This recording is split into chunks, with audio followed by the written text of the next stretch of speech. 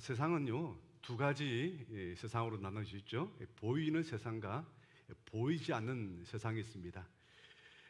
보이는 세상이나 보이지 않는 영적 세상이나 둘 다 물리학의 그 뉴턴의 운동 법칙, 세 번째 운동 법칙, 작용과 반작용의 원리를 지배받으며 살고 있습니다. 또 한의원에 가니까 이걸 보고 명현 현상이다, 뭐 그렇게 또 얘기를 하더라고요. 제가 이전에 목사 안수를 받고 나서 정말 그때 이제 근사님 아들이 한의원을 개원했어요. 그래서 이제 개원을 축구하면서 제가 1호 환자가 되었어요. 몸이 너무 차가워서 인사할 때마다 손이 너무 차갑대요. 그래서 몸이 좀 정상적으로 좀 됐으면 좋겠다 이렇게 해가지고 진료를 받았죠. 그러니까 부항도 하고 침도 넣고 그리고 또 약제를 이제 지어 받았습니다. 약을 다 지어받고 나서 계속 뭐 해서 이제 몸이 막 열이 나기 시작하는 거예요.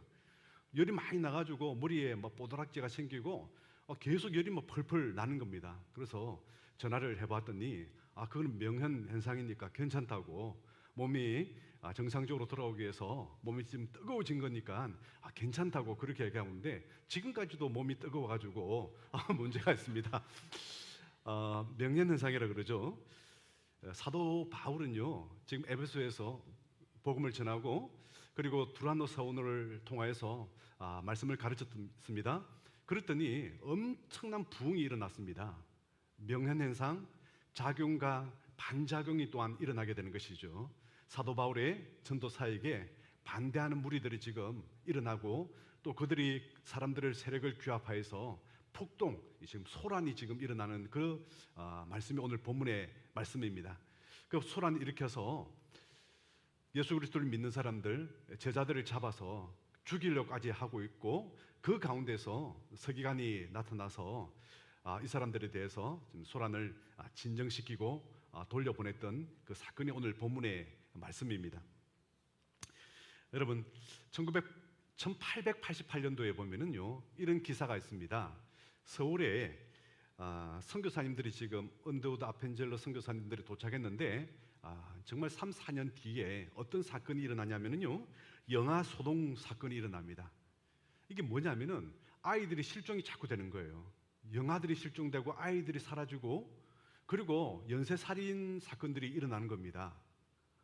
그런데 소문이 어떻게 나냐면은 정말 이 선교사들이 세웠던 재중문이라든지 배제학당 이런 데서 아이들을 잡아가서 눈알을 빼고 장기를 적출하고 그 아이들을 잡아먹는다, 그런 해괴망측한 지금 소문이 서울시에 지금 돌고 있는 거예요. 그래서 서울 시민들 수많은 사람들이 이 배제학당 앞에 그리고 재중원 앞에 찾아가서 폭동을 일으켰습니다. 그래서 거기에서 돕고 있는 사람들 혹은 또 통역하는 통역관들을 잡아서 때리기도 하고 죽이기까지 했습니다. 이게 너무 큰 사건이 되어서 인근에 있던 서울시 외곽에 있던 그 당시에 미군들, 그 대사관을 지킨 미군들이 출동해가지고 그 현장을 제압한 사건이 일어났습니다. 그러니까 어떻게 해서 이런 일들이 생겼는가 여러 가지로 선교사들이 한번 알아봤죠. 알아봤더니 선교 사역을 그렇게 싫어했던, 복음이 전해지면 안 되는 세력들, 유교를 지켜야 한다고 생각했던 사람들, 그 뒤에는 흥성대원군과 그리고 조선의 중국 총독으로 와 있던 위안스카이가 뒤에서 사주했다, 그런 이제 일들이 있었습니다. 작용과 반작용이죠. 수많은 사람들에게 복음이 전거되고 나면은 그에 대해서 반대하는 세력들이 일어나서 소동을 하는 그런 일들이 생겼습니다. 그 이후부터 정말 복음 전하기가 너무 힘들어진 거예요. 선교사들이 사진만 찍어도요 영혼들을 빼앗아간다 이렇게 생각하고 많은 사람들이 선교사들이 오면은 도망가고 이런 일들이 생기게 되어서 복음 전도사에게 엄청난 타격을 받았다, 그런 기사들이 나와 있습니다.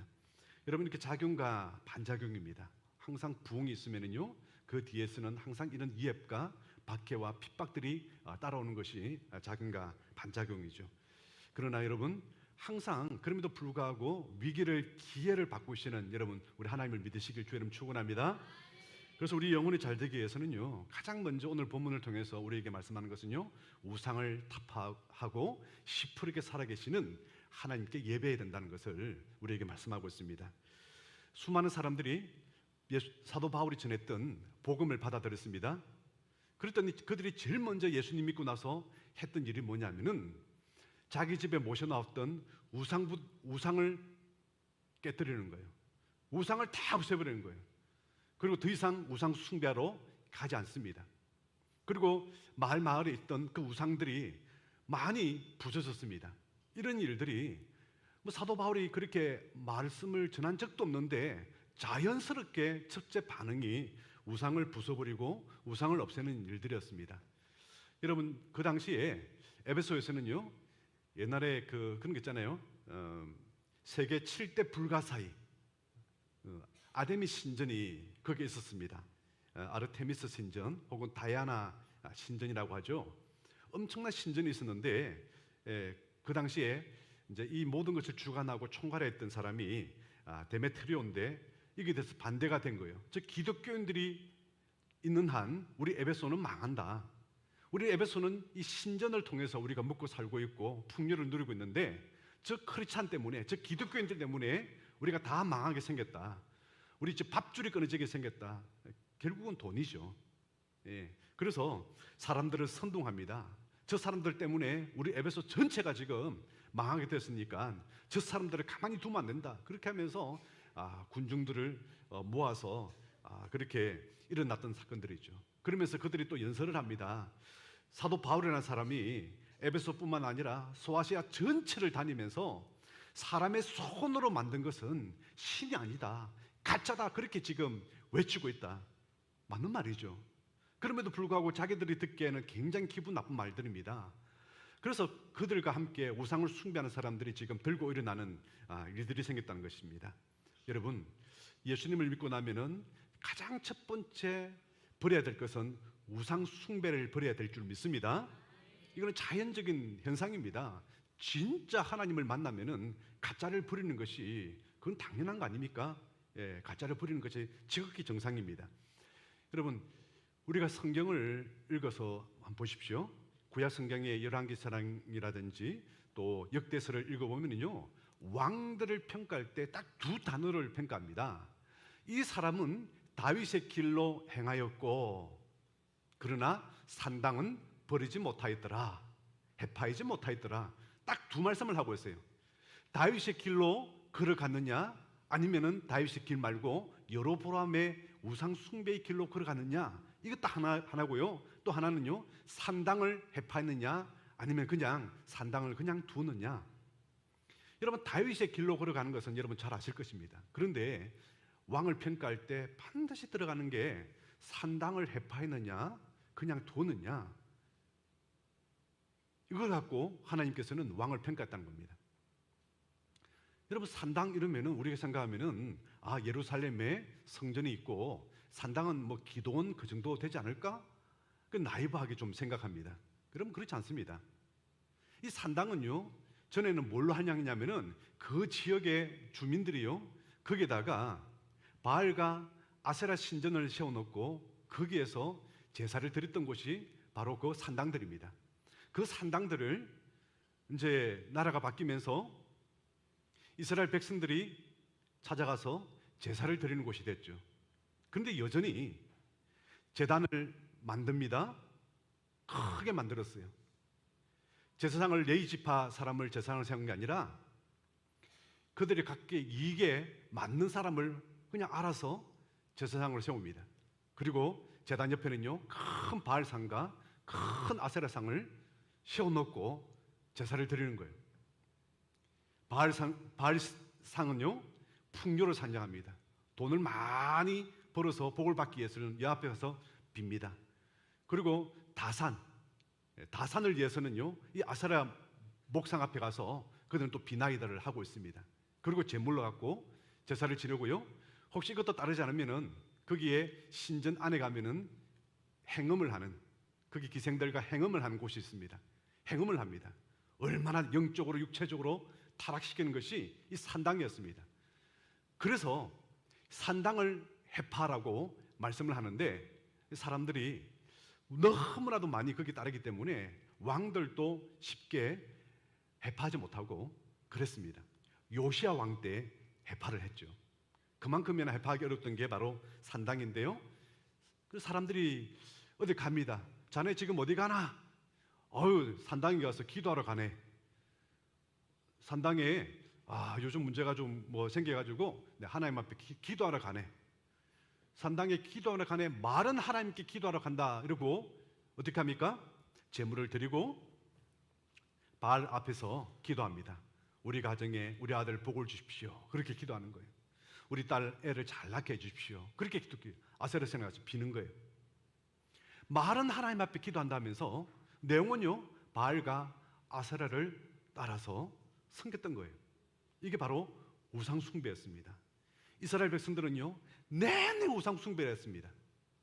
하나님을 그렇게 믿으라고 했지만은 하나님도 믿고 우상도 믿었습니다. 생활 종교가 되어버렸던 것이죠. 그래서 망하게 되는 거예요. 여러분, 성경에는요 분명하게 이렇게 말씀하고 있습니다. 율법과 계명을 지키라. 근데 이걸 다 지킨다는 것을 어떻게 우리가 구별하겠느냐? 근데 한 가지만 내가 그냥 봐줄게. 한 가지만, 이것만 갖고 내가 구별할게. 이렇게 말씀하고 있어요. 그게 뭐냐면은 안식일을 준행하여서 다른 민족들과 구별하라. 이 말씀을 계속 나오는 겁니다. 하나님의 백성의 구별법은요, 안식일 지키는 거예요. 여러분, 오늘 우리 영상 광고에 보면은 에릭 리틀, 저는 주일에 뛰지 않습니다. 그 문구가 나와요. 여러분, 에릭 리틀, 이 사람은 중국 선교사의 아들로 태어나서 그리고 캠브리지로 갑니다. 영국에서 육상 공부도 잘하지만 그 당시에는 전부 다 아마추어입니다. 달리기를 하도 어릴 때부터 잘 뛰어가지고 육상 대표가 되는데 하필이면 100m 파리 올림픽에서 육상 결승전이 주일입니다. 그래서 저는 주일날에 예배 드려야 될 시간에 뛰지 않습니다. 포기를 합니다. 그러더니 매국노라 그러면서 엄청난 욕을 먹습니다. 그러다가 그 다음 날에 400m와 200m가 있는데 출전을 하지 못하는 사람이 생겨가지고 대신해서 출전하게 됩니다. 400m 뛰어서 세계 신기록을 세워서 금메달을 따고요, 200m에서는 동메달을 따고 국가적인 영웅이 되었습니다. 그런데 그 영웅의 자리, 그 뒷자리를 다 물려하고 다시 아버지가 계신 중국 텐진의 선교사로 갑니다. 1945년도 43살의 일기로 천국에 갔습니다. 주일을 지킵니다. 주일을 성수한다는 것은요, 이건 하나님과 믿지 않는 사람들 사이에 일어나는 구분점이란 거예요. 그래서 주일 성수가 얼마나 중요한지를 성경에서는 그렇게 말씀을 하고 있는 것입니다. 전도를 하고 우리 새 가족들이 오면은 교회에서 신방을 갑니다. 신방을 요즘 원하지를 않죠. 그럼에도 불구하고 전에는 무조건 신방을 갔습니다. 신방을 가면은 집에 많은 흔적들이 있는데 어떤 거냐면요, 부적들이 다 보여요. 들어간 입구에도 행간에도 부적이 빨간색으로 그려가지고 붙여놓고, 거실에도 붙여놓고, 안방에도 붙여놓고, 베개 안에도 들어가 있고, 이불 안에도 들어가 있고, 옷장에도 들어가 있고, 양복 안에도 몰래 넣어놨고, 부적들이 있어요. 거기다 어떤 집에는요, 신주 단지를 장롱에다가 올려놔요. 뭐 명태 이런 것도 나오고, 실타래들이 나오고, 쌀 같은 거 올려놓고 그럽니다. 또 어떤 집에는요, 아주 본격적으로 부처상을 사서 아예 거기다가 모셔놓고 있는 집들도 있어요. 그리고 카세트 테이프가 있다면은 불경 테이프들이 거기 꼽혀져 있고요, 목탁 소리가 진동을 하게 됩니다. 그런데 스스로는 없애지를 못한다는 거예요. 왜요? 지금까지 그들은요, 이게 진짜 하나님처럼 진짜 신으로 모셔왔고 섬겼기 때문에 그걸 함부로 무시할 수가 없는 거예요. 그래서 혹시 혹시라도 잘못될지 몰라서 감이 없으질 못하고 교육자들한테 어떻게 좀 해달라고 얘기를 합니다. 걱정하지 마시라고. 제가 이 일들은 그렇게 해왔지만은 손에 무좀만 안 생겼으니까 걱정하지 말라고. 그렇게 다 치우고 다 걷어와서 교회에서 이렇게 수거해서 버립니다. 여러분, 사람들은요 참 무서워해요. 무섭이 의외로 많습니다. 사탄 마귀는요 꼭 사람들의 정서를 활용을 하거든요. 우리나라 사람들은요 요즘은 젊은 사람들이 전설의 고향을 안 봐서 잘 모를 거예요. 우리 한국 사람들은요 요즘은 좀비, 뭐 드라큘라, 뭐 그런 물들, 호러물들 뭐 재미있어 하지만은 당시에서는 가장 인기 좋았던 게 전설의 고향이에요. 그러니까 뭐가 제일 무섭냐면은 내 다리 나나라, 이게 제일 무서운 거예요.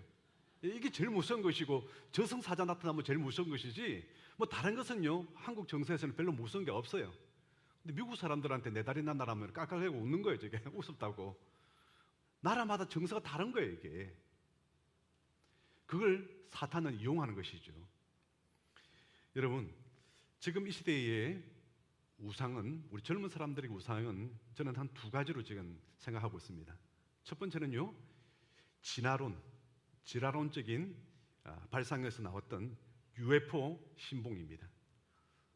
하나님을 안 믿는 사람은 그렇게 많지만은 UFO가 있다고 생각하는 사람은 60%가 넘습니다. 지금 UFO가 있다고 믿고 외계인이 있으면요 성경 전체는 다 무너집니다. 동시에 믿을 수 없는 사건이에요. 혹시 교회 안에서도 나 하나님도 믿고 나는 외계인도 믿고 UFO도 믿는다 생각하면은 그건 가짜 신앙이에요. 그럴 수가 없는 거예요. 두 가지인데, 그러니까 어떤 망상 환자가 내가 외계인을 만났고 이런 얘기를 들었다, 그 했더니 그게 하나의 관광 상품이 되어버렸죠. 책으로도 나오립니다. 알고 봤더니 그 사람은 망상 환자였어요. 또 지금 또 미국에서 뭐 FBI 비밀 문서라면서 공개했던 수많은 외계인들 뭐 혹은 또 UFO 사진들, 주로 보면은 항공에서 찍은 사진이에요. 왜냐하면 그 사진들은 전부 다 구름 속에서 이렇게 찍어야 되기 때문에 일반 카메라가 아니고 열적외선입니다. 여러분, 헬기가 막 회전하고 비행기가 날아갈 때 엄청난 열을 뿜어냅니다. 그러면은 비행기의 모습이 아니에요. 어떤 모습이냐면은 타원의 모습으로 나옵니다. 헬기가 프로펠러가 돌아가면요 그 열적외선에 잡힐 때는요 타원행, 앞만 봐도 UFO의 얼굴이에요. 그게 각도에 따라서 그렇게 보인다는 거예요. 그러니까 지금 새로운 게 하나도 없잖아요. 그걸 비밀을 알고 나니까 어느 누구도 10억 명이 그걸 뒤져봤는데 지금 그 FBI 비밀 문서 보고 나서 새로운 게 발견된 게 있나요? 와, 이거 특종이단가 있나요? 한 건도 없어요. 왜? 새로운 게 하나도 없어가지고. 그런데도 사람들은요 자기가 믿고 싶은 대로 믿는 거예요. 그게 UFO고 그게 외계인이에요. 또 한 가지는요 무신론적인 우상입니다. 신이 없다고 생각하는데 무신론 자체가 우상이에요. 이게 희한하죠. 우상이 없는데 우상이에요. 이게. 여러분, 시편 14편과 53편 1편에는요 성경이 이렇게 말씀하고 있습니다. 하나님 없다고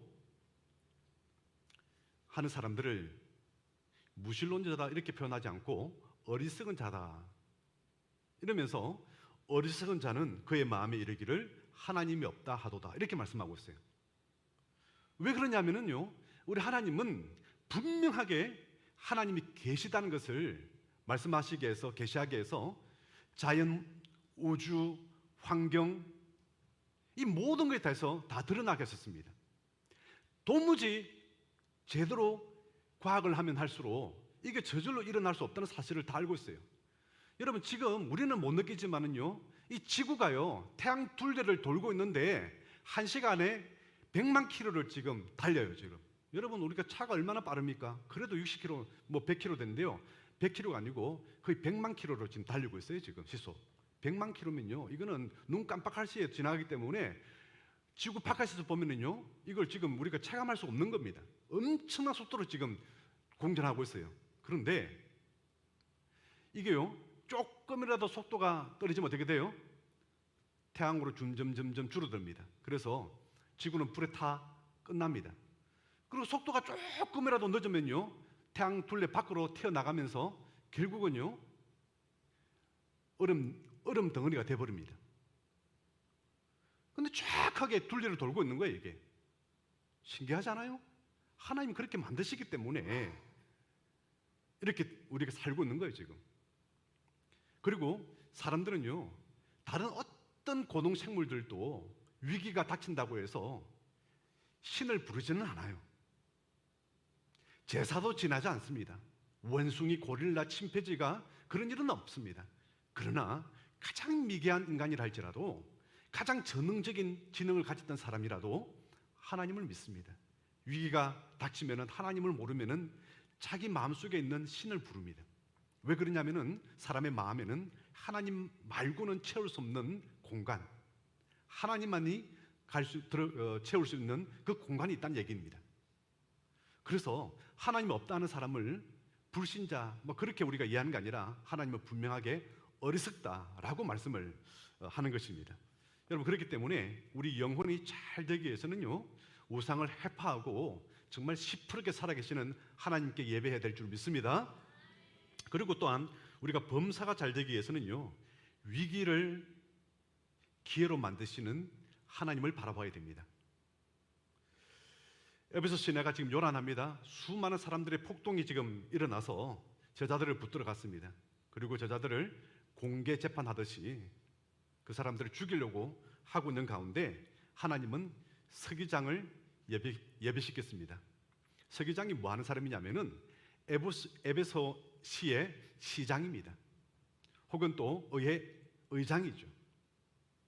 이 사람이 등장합니다. 왜냐하면 어떤 밀란이나 소동이 일어나면요, 이 사람이 로마 황제에게 문책을 받게 됩니다. 그래서 빨리 지금 진압을 하기 위해서 등장합니다. 서기장이 그 사람들에게 등장을 하면서, 만약에 이 사람들이 내가 보니까 단 한 번도 아테미의 신전에 대해서 해방하거나 비판한 적이 없다. 혹시라도 이게 대한 불만을 가지고 있는 사람이 있으면 정식으로 재판을 걸어서 해보아라. 그리고 지금 모인 것은 불법이니까 당장 해산하라. 명령을 내려서 다 해산시켜버립니다. 여러분, 그 당시에 제자들은요, 벌벌 떨었어요. 이러다가 내가 죽는 거구나. 그렇지만 그 뒤에 일하시는 하나님의 손을 바라봐야 된다는 것입니다. 여러분, 마귀는요, 언제나 우는 사자와 같이 삼킬 자를 찾는다 그렇게 말씀하고 있어요.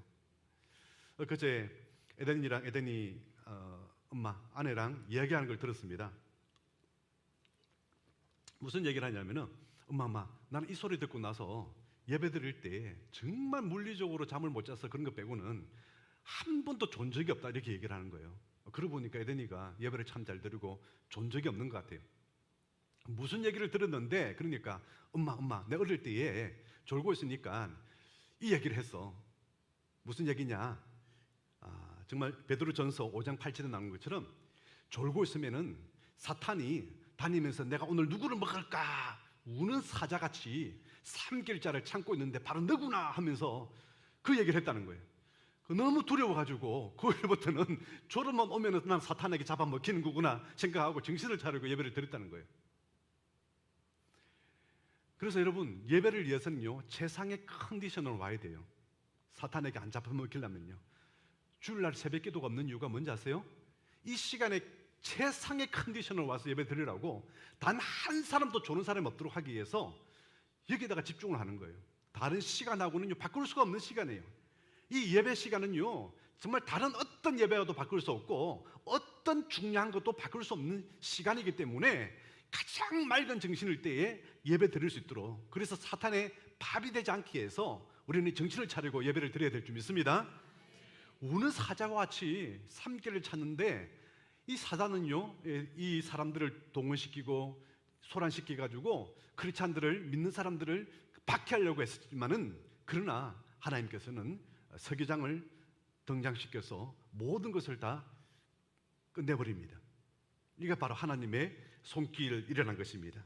그래서 우리가 범사가 잘 되기 위해서는요, 지금 눈에 보이는 것 그것만 가지고 겁을 먹고 떨거나 할 것이 아니라 그 뒤에서 시퍼렇게 살아계시는 하나님의 손길을 여러분 믿으시기를 바라볼 수 있기를 주는 축원합니다. 지금은요, 하나님께서는 구약 성경에는요, 하나님께서 직접 축복을 하셨습니다. 그런데 신약 성경에 와서는요, 하나님께서는 이제는요, 다른 방식으로 축복을 하셨습니다. 마태복음 28장에는요, 하나님께서 예수님에게 모든 권세를 다 위임을 했습니다. 심판하는 권세, 축복하는 권세, 이 모든 권세들을 다 위임을 하셨습니다. 하나님의 주권을 다 예수님께 위임을 하셨습니다.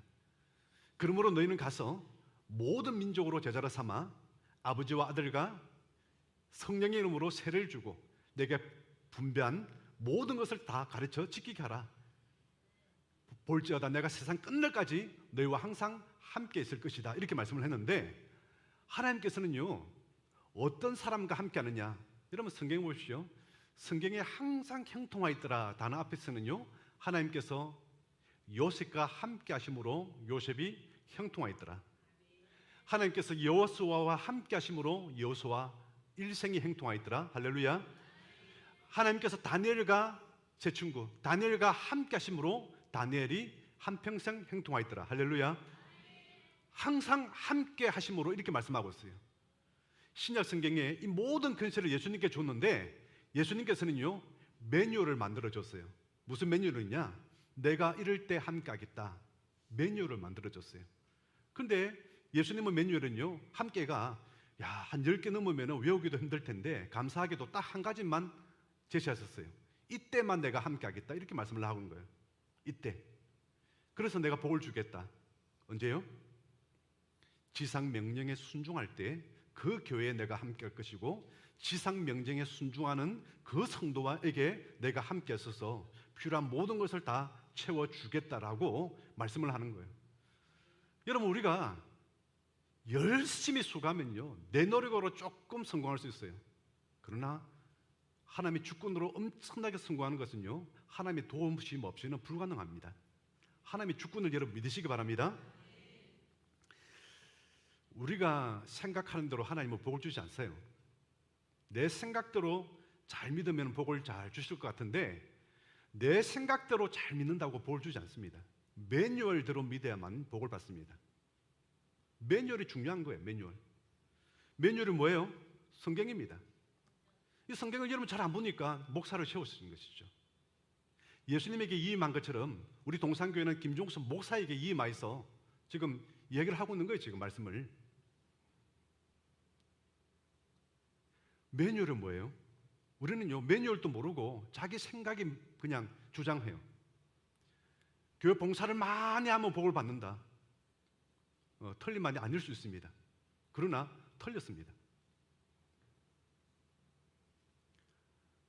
어떤 교회 가니까 교회에서 열심히 손뼉쳐 찬양 부르니까 이상한 교회래요. 일어서 나 찬양 부르니까 이상한 교회래요. 여러분 그 사람은 도대체 무슨 매뉴얼을 가지고 이렇게 평가를 내려요? 자기 경험이나 자기 생각이겠죠. 여러분 한 가지 제가 질문하겠습니다. 중세시대 때 종교 개혁을 했습니다. 그때 주장했던 말씀이 진리일까요? 사도행전에 나오는 초대교회에 했던 사도들이 했던 말씀이 진리일까요? 어느 것이 더 가까울까요? 진리에? 초대교회겠죠.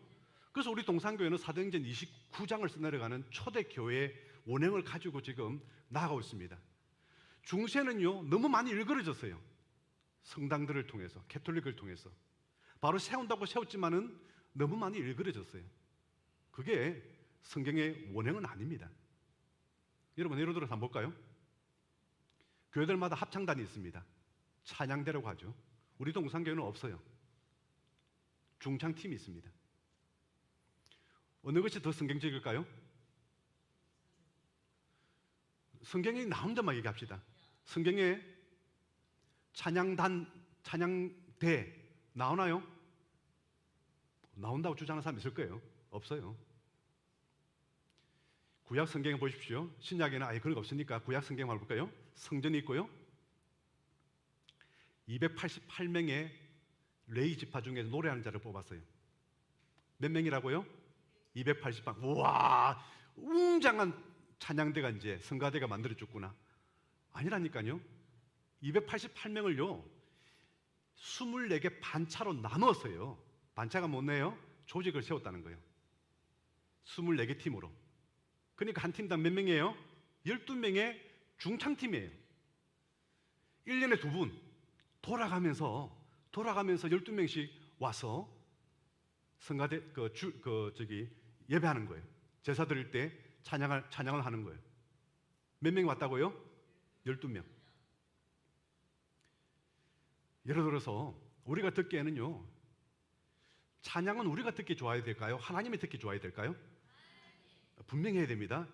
우리가 듣기 아름다우면 하나님께서 좋아하실까요? 하나님 듣기 아름다우면 하나님 좋아하실까요? 그래서 기쁨과 신앙 고백이 분명히 있어야 되는 사람이겠죠, 그죠? 왜? 사람들에게 하는 게 아니라니까요. 하물러요. 여러분, 초대교로부터 해가지고 16세기까지는요, 함을 넣었으면요 쫓겨났어요. 그 지휘자는 분명한 가사가 들리지 않는다고 쫓겨났어요. 함을 못 넣었어요. 교회 음악은 함 넣으면 안 돼요. 제가 예배 음악 박사예요. 얼마나 예배사, 교회사를 연구를 많이 했겠어요. 쫓겨났어요. 더 맑은 소리를 내기 위해서 최선을 다했어요. 왜? 분명한 소리로 찬양하기 위해서. 그러다가 16세기 르네상스가 바람이 불면서 교환에 들어오기 시작합니다. 종교개혁이 일어났죠, 동시에. 교환에서 하음을 넣기 시작합니다. 여러분, 우리 개신교는요, 잘 들으세요. 우리 개신교는요, 어디서 나왔어요? 천주교에서 나왔는데 누가 세웠어요? 칼빈이 세웠어요. 스위스는 쩌빙글리 이 두 사람이 세웠고요. 독일은 루터교고 영국에는 성공회였어요. 그러나 이것은 어떻게 보면 중간에 해당되는 거예요. 완전한 개신교는요, 칼빈주의자입니다. 청도교들이죠. 이걸 보고 장로교와 침례교만 그 당시로서는요, 개신교로 믿었어요. 칼빈과 쩌빙글리는 철저하게 반대했어요. 합장하지 마라, 하음 넣지 마라, 소리 안 들린다, 못하게 했어요. 그러나 또 세월이 흐르니까 자연스럽게 들어왔던 게 지금 모양이 된 것이지 하나님이 원하신 것도 아니고 성경에서도 그렇게 하라고 한 적 없습니다. 그런데 어떻게 생각하세요? 함 안 들어가면은 좀 그렇다. 저는 하이를 좋아하지 함느라는 얘기를 하는 거 아니에요. 이거 뭐예요? 제가 왜 이 한 가지 예시를 하는 거예요? 우리가 생각하는 처럼 내가 열심히 교회를 위해서 봉사하고 섬기고 그랬는데 이 땅에서도 하나님의 복을 못 받는 것 같고 죽어서 상 많이 받을 거로 생각하고 천국 갔는데 우리 주님 앞에 상이 없어요. 받을 상이. 얼마나 억울하겠어요. 나는 열심히 했는데. 왜요? 매뉴얼대로 하지 않아서 그래요. 그렇다면은 우리가 어떻게 해야 매뉴얼대로 복을 받을 수 있을까요? 오늘 말씀하고 있잖아요. 지상 명령에 순종하는 교회와 지상 명령에 순종하는 그 사람에게 내가 너와 함께 해서 복을 주겠다라고 말씀하는 거예요. 여러분, 정말 중요합니다. 우리는 복을 받기 원하지만은요, 지상 명령과 하나도 관계없는 일을 하면서 복 받기를 원하고 있는 거예요. 정말 복을 받기 원하면 지상 명령에 순종하시길 바랍니다. 그리고 마지막으로 짧게 말씀드릴게요. 영육간의 강건함을 받고 살기 위해서는요, 강하고 담대하게 사시길 바랍니다. 따라하겠습니다. 강하고 담대한 믿음을 가지자. 사도 바울은요, 제자들이 잡혀갔다 소리를 듣고 달려갑니다. 그 자리에 달려갑니다. 왜? 내가 책임자다. 잡아가려면 나를 잡아가라. 제자들을 왜 잡아가냐? 담대하게 달려가는데 사람들이 막 막습니다. 못 들어가게. 이 담대함이에요.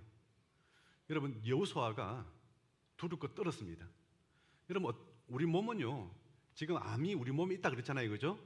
그런데 암이 지금 드러나지 않는 것은요, 우리 면역이 더 강하기 때문에 우리가 드러나지 않을 뿐이에요. 그런데 반대로 우리 면역 체계가 무너지면 암은 드러나게 돼 있죠. 가장 약한 부분이 드러날 거예요. 그리고 우리 가운데 있는 호르몬 작용이 잘못돼 가지고 마음의 병이 우울증이라든지 강박증, 공황장애, 망상 이런 것들이 전부 다 호르몬 작용을 통해서 일어나게 될 거예요. 이게 뭐와 관계 있냐면요, 마음과 관계 있어요, 이게. 그래서 예수님께서는요, 우리 하나님께서는요, 모든 질병의 근원에 대해서 말씀하면서 무릇 지킬 것 가운데 무엇을 지키라고요? 마음을 지키라 이렇게 말씀하고 있습니다. 만병의 의사이신 우리 주님의 음성을 듣기를 주님 축원합니다. 우리가 뭘 하고 자꾸 그냥 하나님의 말씀을 멀리하고 다른 지식으로 채우려고 자꾸 애를 씁니까? 마음이 너무 두려워서 떨고 있는 여호수아, 이러다 놔두면 여호수아 우울증으로 죽어요. 그러니까 뭐라고 말씀합니까? 우리 하나님 나타나서 강하고 담대하라. 그러면 어떻게 하면 강하고 담대히, 내가 강하고 담대하고 싶어야 한다고 강하고 담대히 돼요 그게? 체면을 걸면 강하고 담대하게 됩니까? 아니에요. 주야로 말씀을 묵상하라는 거예요 이게. 말씀을 묵상하면은 강하고 담대하게 된다는 거예요. 그러면은 모든 우리 마음에 있는 면역이 회복되면서 질병으로부터 우리 해방을 받을 수 있다고 말씀하는 거예요. 여러분 건강하게 원하시면은요 큐티하십시오. 말씀인 대로 순종하겠다고 결단하면서 그렇게 살아가기는 주님 축원합니다. 말씀 묵상하십시오.